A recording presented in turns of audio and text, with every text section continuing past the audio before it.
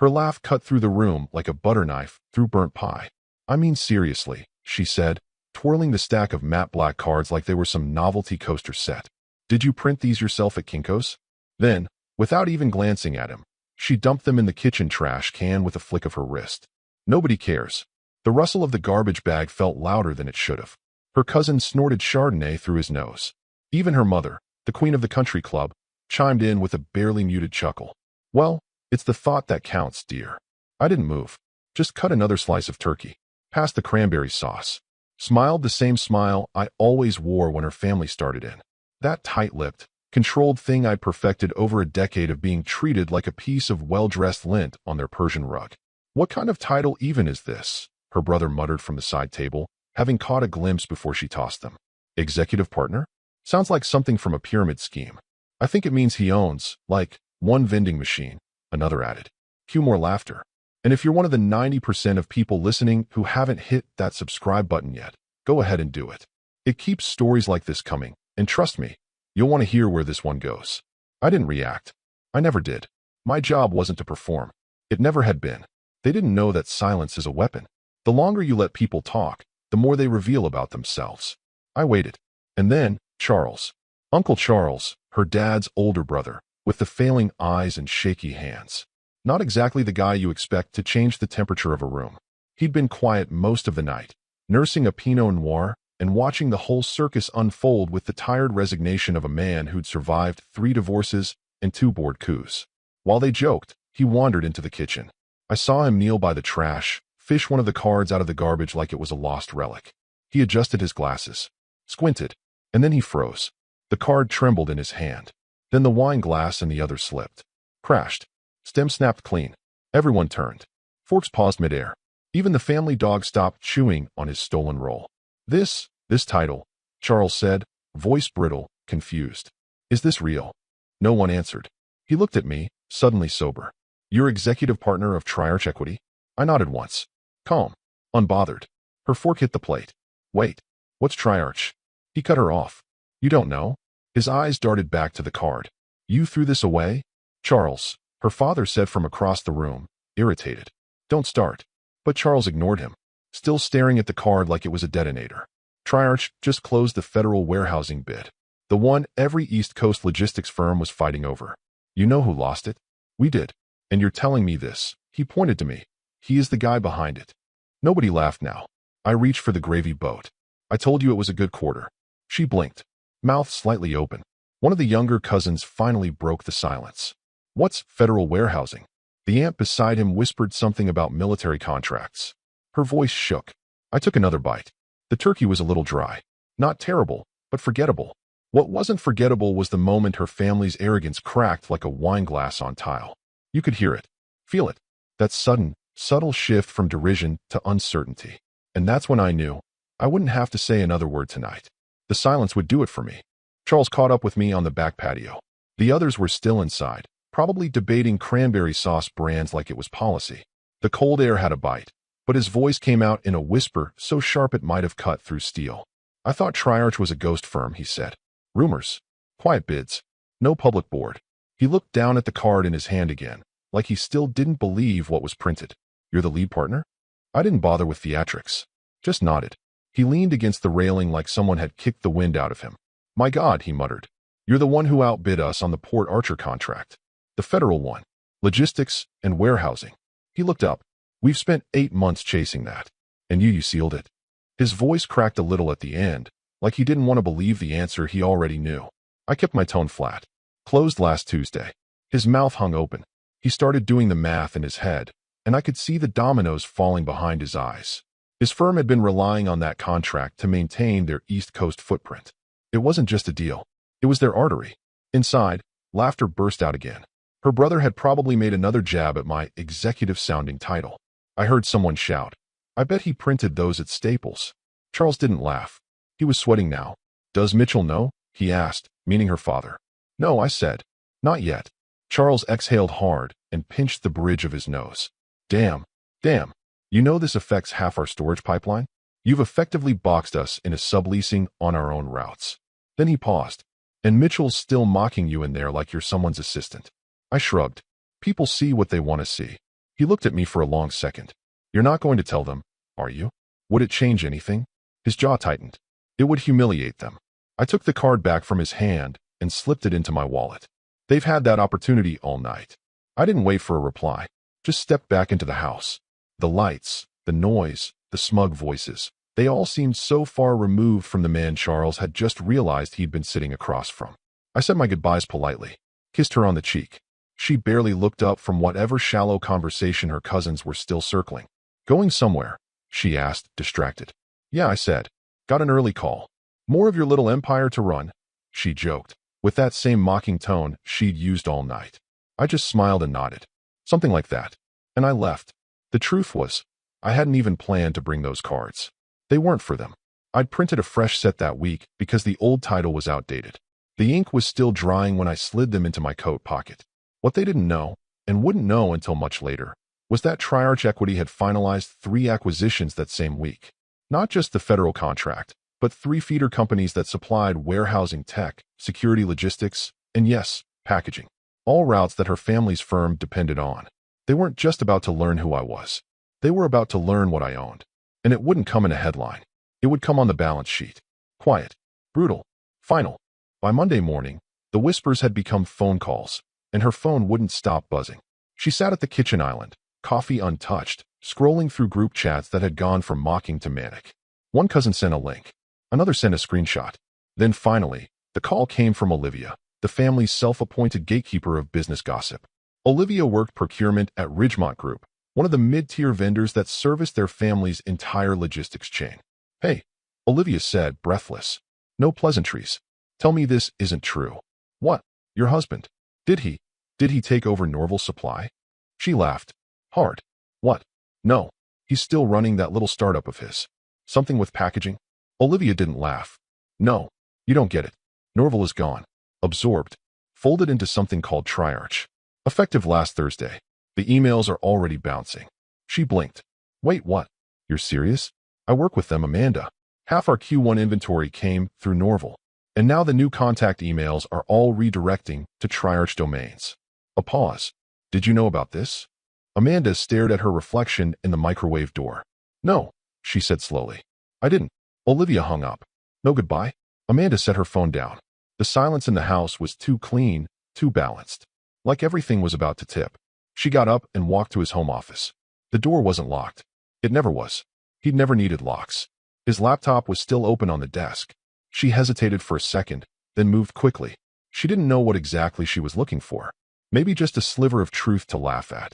Maybe something to confirm that this whole Triarch thing was just a coincidence, a name overlap, some shell firm with a borrowed logo. Instead, she found a folder titled Confirmed Contracts, Q1, a spreadsheet listing over 40 companies, including Norval, Castor Logistics, and Turnfleet. Email correspondence from e.parker@triarch-holdings.com.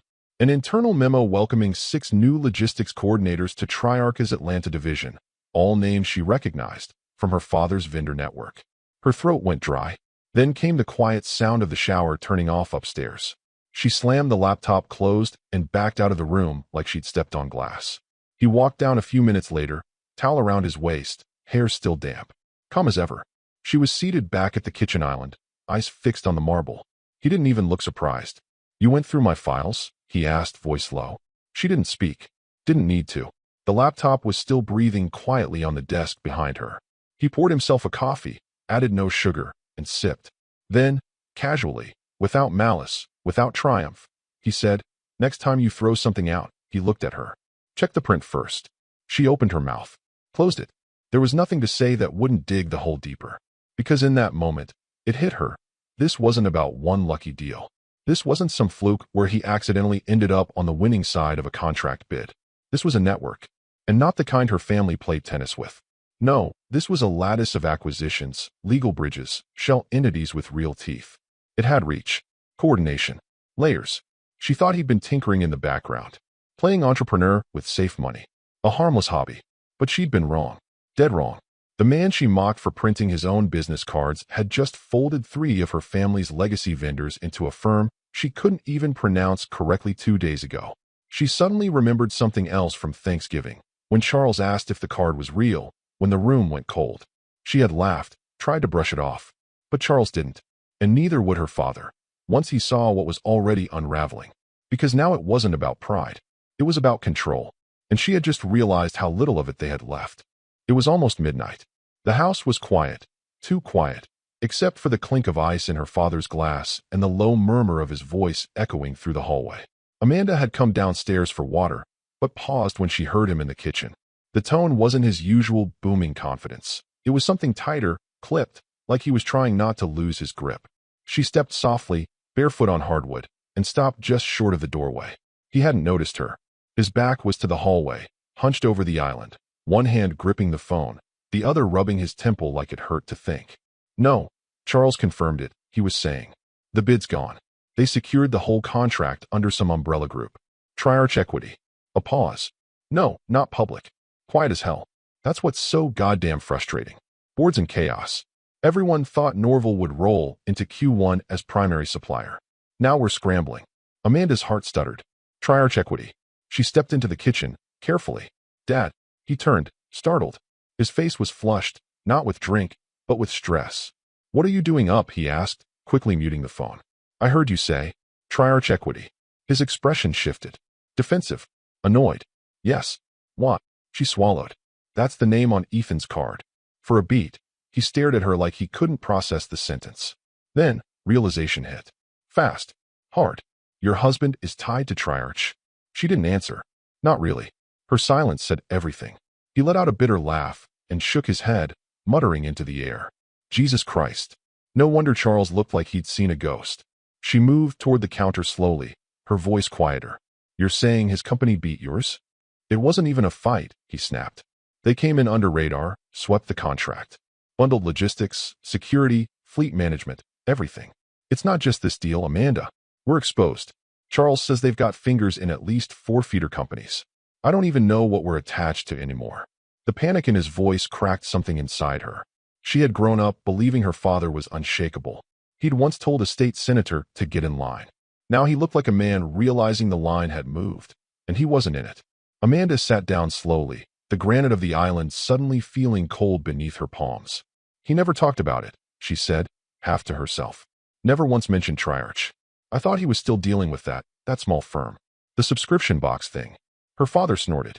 That was probably a decoy. You ever ask what he was doing on his laptop all the time? She nodded. I checked it. Friday. He raised an eyebrow. I found the contracts. Norval, Turnfleet, Castor. There's more. Way more. Her father exhaled, leaned on the island. So he's not just involved. He is Triarch. Amanda didn't know what to say. All she could think of was the Thanksgiving dinner, the laughter, the mocking, the way she tossed his cards like scraps, the way she dismissed him in front of her entire family. And now, just days later, the company name on those cards was gutting her family's influence from the inside. And she'd invited it in. She felt her face flush with something deeper than embarrassment. This wasn't just about her marriage. This was about everything she'd taken for granted. Power, status, control, and how she'd failed to see the quiet storm building in the man sleeping next to her. Don't tell anyone yet, her father said, pacing now. We need to understand how deep this goes before we make it worse. But it was already worse. She could feel it in her bones. Triarch wasn't just some upstart company with good timing. It was a calculated machine, built piece by the man she'd belittled for years. He didn't wear tailored suits. He didn't chase headlines. He chased leverage. And now, with every vendor that slipped away, every contract that vanished, her father's empire was bleeding, and her husband was the one holding the scalpel. Amanda stood slowly, her breath shaky. For the first time in her life, she wasn't sure which family she belonged to anymore. Her phone rang just after sunrise. Charles. She stared at the screen for a second before answering. The last time they spoke, his voice had cracked with panic. This time, it was different, controlled, but heavy. Like someone who'd finally mapped out a fire and realized it was already too late to stop it. Amanda, he said without greeting, this isn't just about Norval. I've been digging. She stayed quiet, coffee in hand, barefoot on the cold kitchen tile. He's been buying feeder companies, Charles continued. All small, regional. Logistics, packaging, fleet services, distribution routing. Some of them were hanging on by a thread. He didn't just outbid us, he saved them, rebranded them, folded them under Triarch Holdings, and no one even noticed. She pressed the speakerphone and set it down, needing both hands to steady the mug. You're sure it's him?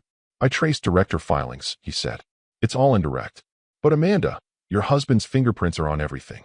His name doesn't always show up, but the LLC patterns, the board reshuffles, the redirections, it's him. The structure is deliberate. The silence, intentional. She forced a laugh, but it came out brittle. He's not that strategic.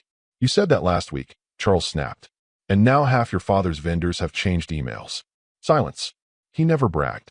She said quietly, mostly to herself. Not once. No. Charles agreed. Because bragging gets you seen. He didn't want to be seen. He wanted to own. She reached for the laptop again. Opened the same spreadsheet she hadn't dared look at since Friday. It was still there, the acquisition roadmap. Only now it made sense. Every company had a function. One handled dry goods storage. Another handled climate-controlled fleet dispatching. One managed regulatory compliance. Another ran AI routing software for final mile delivery. She clicked open the integration tab. There it was. Q3 forecast, complete systems integration. Supply chain ownership. In bold, projected margin control, 72%. She stared at the number. 72%. He didn't just build a business. He built control. Not loud, not flashy, but ironclad. And the worst part? It had all happened under their noses. While they laughed about his hobby, he'd woven vines through the foundation of their entire regional operation. Not a single piece owned outright, but every single piece tied to him. He's not just a vendor now, Charles said. He's a spine. Remove him, and half of our operation cease. Amanda gripped the edge of the table. Her father had built his empire on handshakes and ego. He never anticipated someone like Ethan, someone who didn't want the spotlight, who didn't care about being invited to the club or praised at dinner. She remembered her own words from Thanksgiving. Nobody cares. God, the irony. He didn't need anyone to care. Because while they were building image, he was building infrastructure. I need to talk to him, she muttered, standing suddenly. Charles exhaled. Don't threaten him. Don't poke. He's holding the entire system in balance. The minute he feels pressure, he'll let it collapse on purpose. And then we're all screwed. The line went dead. She stood alone in the kitchen, heart pounding. The walls of the house felt different now, like they weren't hers, like they were made of borrowed brick and paper confidence. And at the center of it all was a man she thought she understood. The man who sat silent at family dinners, who let the insults roll off his back, who picked up the tab and said nothing when her father joked about startup toys and hustle hobbies. That man had quietly threaded their world together like vines choking a stone mansion. And now, if he decided to pull, the whole house would groan, then crack, then fall. The boardroom had never been silent for this long. Normally, it buzzed with posturing, interruptions, dry jokes, the occasional ego-driven monologue about quarterly dominance. But today, there were no spreadsheets on the table, no slides, just paper folders, laptops, and the heavy stench of panic masked by cologne. Her father stood at the head of the long walnut table, sleeves rolled, jaw set. The veins in his hands bulged every time he gripped the armrest of his chair. Amanda sat 2 seats down from him, arms crossed, eyes flicking between directors who no longer made eye contact. Everything is compromised, he said flatly. Norval's not ours. Castor's not renewing. Turnfleet redirected their entire route planning to Triarch infrastructure as of last Thursday. Can we cancel? One director asked, voice tight. We tried, Amanda's father snapped. There are no cancellation clauses. Every agreement is watertight, ironclad, executed with precision. A younger board member at the far end of the table raised his hand tentatively. Do we even know who Triarch is? There's no org chart, no press, no CEO profile. Amanda didn't speak. Her father didn't look at her. He glared. But it was Amanda's mother who finally said it. Quiet. Cutting. You told us he was harmless. The sentence hung in the room like a smoke alarm no one could reach. Amanda felt her skin crawl. She could feel the heat rising in her cheeks, but her throat was dry. She wanted to say something, anything to shift the weight off her shoulders. But what could she say? That the man she married, the man she belittled at family dinners, had just outplayed every executive in the room? That he had been laying groundwork while she rolled her eyes at his little business chats? That she had laughed, as she threw away the business cards that were now the only things standing between their family and a full logistical collapse? Her silence was her answer. One of the senior advisors, a friend of the family for decades, finally leaned back and sighed. I told you years ago that arrogance blinds more than failure ever could. No one corrected him. Amanda's father opened a folder. Inside were copies of the supplier agreements they had signed over the past year. They had looked routine then. Favorable terms. Slightly aggressive scheduling clauses, but nothing that stood out.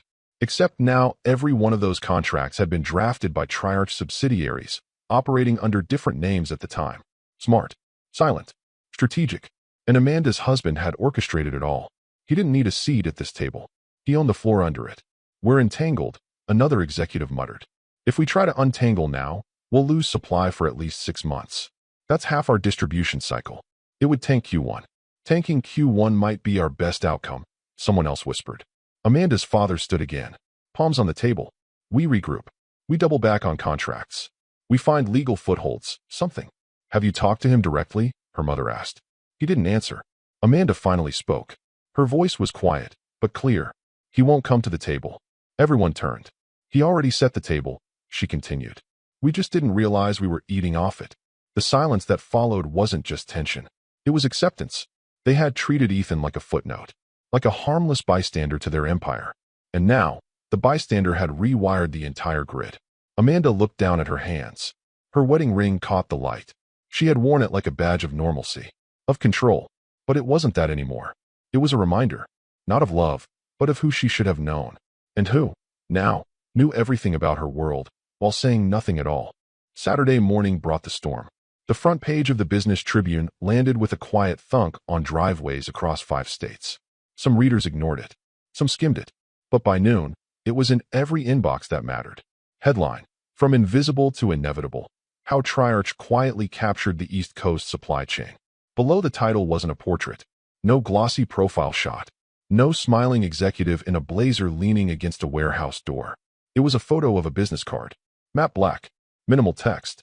Embossed lettering. Ethan Parker. Executive Partner. Triarch Equity Holdings. Amanda stared at it on her tablet screen, frozen in place at her breakfast bar. The same card she'd thrown in the garbage. The one that had made her laugh. Now, it was the symbol of what every boardroom was whispering about, and she was nowhere near the punchline anymore. She clicked into the article, hands trembling. It was methodical, surgical. A timeline of silent acquisitions, smart contracts, anonymous shell LLCs, logistics, packaging, supply chain redundancies, all consolidated under Triarch Equity in under 18 months. Unheard of. The journalist called it the quiet surge. One section broke it down by region. Another had quotes from CEOs and executives praising the operations precision. Whoever's behind Triarch isn't just a business mind, they're a ghost in the system. They made sure no one saw them until they were the only option left. A masterclass in being underestimated. He played the fool long enough for everyone to underestimate him. Then he rewrote the rules. Amanda felt like the floor under her had cracked. That last quote. It wasn't just analysis. It was a mirror. Her phone lit up. First it was Kelsey from the old internship group. Is this your Ethan? Like your Ethan? Then her yoga instructor. Wait, isn't this your husband? You said he was in boxes or something. And then, her investment club's group chat exploded. Amanda? That's your last name, right? Parker. Holy SHD, you're married to this guy? Why didn't you say anything? Did you know? She didn't reply to any of them. The worst one came 5 minutes later, from a partner at a fund she'd been trying to charm into a joint real estate project for over a year. Hey, if your husband's ever looking for minority equity partners, loop me in. Hell of a strategy. Her hands shook. She nearly dropped the phone. She remembered mocking him about the empire he claimed to be building. All the dinners, she'd cut him off mid-sentence to talk about her own deal flow. The way she'd corrected him in front of her parents when he mentioned distribution bottlenecks, as if he was the amateur. Now the industry was quoting his playbook, and she was the one getting tagged in LinkedIn comments like a +1 at her own wedding. She opened Instagram. A friend had already posted a story with the article. Deadass. We thought he was the quiet guy. Turns out he owns half the table. Under it, someone had commented. Isn't that Amanda's husband? Didn't she clown him at Thanksgiving? Her stomach dropped. This wasn't just a career flex. It was legacy. And her ridicule of it, her dismissal, was now part of the story. No one was asking about her deal with the marketing startup anymore. No one cared about her networking brunches or her strategy workshops. They were all asking one thing. Is this your husband? And the more they asked, the clearer the answer became. Not just that it was him, but that while she was busy laughing at his business cards, he had quietly turned one into a weapon and aimed it straight at the world she once thought she ruled. He came home just after 8. No grand entrance. No bags. Just the quiet click of the door, the soft thud of shoes coming off, and the unmistakable presence of a man who no longer had anything to prove. Amanda had been waiting on the couch for over an hour, rehearsing lines in her head, apologies that wouldn't sound like groveling, explanations that might sound sincere. Nothing she came up with had felt good enough. And now, seeing him walk in, composed, unreadable, she knew why. He looked at her like someone might look at a hotel lobby they used to frequent. Familiar, but not sentimental. She stood. "I didn't know," she whispered. He didn't raise an eyebrow, just nodded once, like she had finally caught up to a truth he'd been living with for years. "I didn't know any of it," she continued. "Not what you were building, not what it meant. Ethan, I didn't see it." "You didn't want to," he said quietly. No anger, just fact. She stepped forward, slowly, carefully. "But we can still." He pulled back before she could reach for his hand. Not harshly, not like rejection, more like a closed door that had always been locked. She'd just never bothered to check. "No," he said, soft, final. Then, without ceremony, he set a folder on the coffee table. Standard manila. No branding. No weight except what it meant. She stared at it for a second before sitting down and opening it. Inside was a single legal packet. Separation. Clean. Uncontested. No alimony. No property battles. Everything divided already. She realized, in horror, that it had probably been drafted before the article dropped. Maybe even before Thanksgiving. At the bottom of the final page was one handwritten line. Just one. "You threw the card. I kept the empire." Her throat tightened. "This isn't you," she said, voice trembling. "You're not like this. You never wanted." "I wanted a partnership," he said. "You wanted a performance." She shook her head. "I was wrong." He tilted his head. "You were loud." That stung more than she expected. He sat across from her, arms resting on his knees, like he wasn't just across a coffee table, but a canyon. "I never asked to be worshipped," he said. "I just asked to be respected." "You were always so quiet about everything," she said. "You didn't share." "Because you weren't listening," he replied, matter of fact. "You didn't ask what I was building. You asked when I'd be done playing entrepreneur. You called my meetings pretend work. You told your friends I was on my third, maybe company. I thought. I know what you thought," he cut in. "And you made sure everyone else did too." Silence fell between them like smoke. She looked down at the folder again. No fight. No drawn-out legal bloodbath. Just a surgical extraction. And underneath it all, the bitter truth. He wasn't doing this to her. He was just done doing for her. She looked up, eyes wet. "You really won't even talk about fixing this?" "I did," he said, standing. "For 7 years." She watched him walk toward the hallway. The same hallway he used to disappear down after tense dinners, after she rolled her eyes at his plans. She used to think he was just retreating, pouting. Now she understood. He had been building. And the distance she felt now wasn't new. It had always been there. She just never noticed it until she reached for a hand that was no longer waiting to be held. The dining room felt bigger this year, though nothing had changed. Same heavy oak table. Same chandelier, too bright for the hour. Same floral centerpiece her mother had commissioned like clockwork every Thanksgiving for the last 10 years. But the energy, that was gone. Amanda sat with her elbows tucked in, chewing through dry turkey that tasted like cardboard dipped in guilt. The family still showed up, though fewer than before. Some stopped calling after the headlines. Others stepped back once it became clear her father's grip on the business was slipping. No one openly blamed her. They didn't have to. Her father looked older, thinner. He'd sold off a third of the company in Q2. Strategic divestment, he'd called it at the time. Everyone knew it wasn't. Her uncle Charles had retired under health reasons, but Amanda had seen the resignation letter. He'd never recovered from the fallout. The company wasn't dead. It was just no longer theirs. The laughter was softer now. No bold toasts. No one jabbed at anyone's job or clothes or marriage this time. It was like they'd all tasted humility and didn't quite know how to chew it. Her cousin Jamie, one of the few who still spoke to her like she was human, sipped her wine and leaned in. "Is he coming this year?" she asked quietly. Amanda didn't answer, just gave a small shake of her head, eyes never leaving her plate. Jamie nodded. "I figured." No one said his name anymore. Not her father, not her mother, not the cousins who used to snicker behind their champagne glasses about his pretend CEO routine. He had become the ghost that haunted the margins of every quarterly report, every supplier negotiation, every hollow phone call with legal, trying to claw back leverage they'd never truly owned. What stung most was how cleanly he had exited. No scorched earth, no vendetta. He just left. And the vacuum he left behind was louder than any revenge. Across town, in a converted brick warehouse with floor-to-ceiling windows, Ethan hosted a different kind of dinner. No nameplates. No family politics. Just his new team, logistics leads, equity partners, legal architects, tech heads. The people who had helped him quietly build what others mocked. The table was smaller, warmer, real. Between the turkey and bourbon, he passed out a stack of updated business cards. They were simpler now, just his name, the company, and a phrase at the bottom. We don't explain. We execute. His team laughed. They understood. Some had been underestimated in their own circles too. It was why they followed him. Back at the estate, Amanda excused herself before dessert, claimed a headache. Truthfully, she just couldn't take the echo of her own voice from last year, still ringing in her skull. Who even reads business cards anymore? She did now. She thought about the new team, the new table, the network that had replaced her. She used to sit next to the man who built it. Now, she was just a cautionary tale, a name not on the invite list. The ballroom had once been his territory.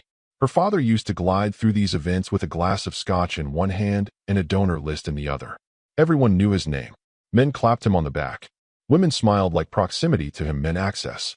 For decades, he wasn't just a guest, he was the room. Tonight, though, something had shifted. The lighting hadn't changed. The catering was still from DeMarcos. The silent auction tables were still lined with glossy catalogs of luxury trips and framed memorabilia no one actually wanted. But the whispers were new. They followed him from the valet to the reception table. A few subtle glances. A hushed comment by the bar. Someone nudged their colleague as he walked by, murmured something behind a champagne flute. He tried to ignore it until he saw the sponsor wall. 10 feet tall, flanked by orchids, illuminated like an altar. And at the very center, just below the platinum tier donors. Tier IRCH. Sleek. Minimal. Familiar. But what caught his attention was the line printed beneath it, in smaller text. In memory of those who built in silence. He stood there longer than he meant to. It wasn't grief he felt. Not exactly. It was something heavier. Something slower. The sensation of watching your own name disappear from the ledger of relevance. A man passed by, didn't even greet him. Just nodded vaguely and moved on. Another offered a handshake, but it was clearly out of courtesy, not recognition. At the far end of the room, a woman whispered to her date. That's Mitchell Langston, right? He used to run. What was it? Langston Supply. The man shrugged. I think Triarch absorbed them. That word again. Absorbed. He'd spent his life building something brick by brick, and now it was just folded in, like a footnote. He left early. No scene. No goodbyes. Just a quiet retreat through the lobby, past the coat check, into the cold air outside. Amanda was already in the car, waiting. She didn't ask how it went. He didn't volunteer anything. They sat in silence for a moment, the engine idling. Then a couple walked out of the building, laughing softly. The man held a Triarch-branded gift bag, the woman a crisp business card. She held it up in the glow of the overhead lights, reading aloud with a grin. Executive partner. That's the guy, right? Amanda glanced out the window, saw the black-on-black card, the raised print, the name, Ethan Parker, her ex-husband. No face, no monologue, just a name and a title that now moved mountains and redefined silence. The woman slipped the card into her clutch as they walked to their car. Amanda looked down at her lap, didn't say a word. Her father adjusted the mirror, then pulled away from the curb. No one chased after them. No one noticed they were gone. For years, they had been the dynasty. The ones who laughed the loudest, talked over the room, owned the invitations, and controlled the table. Now, their names didn't even make the wall. But his did. And this time, Amanda didn't laugh. She just lowered her head and finally understood. The man they mocked didn't just succeed. He made them irrelevant.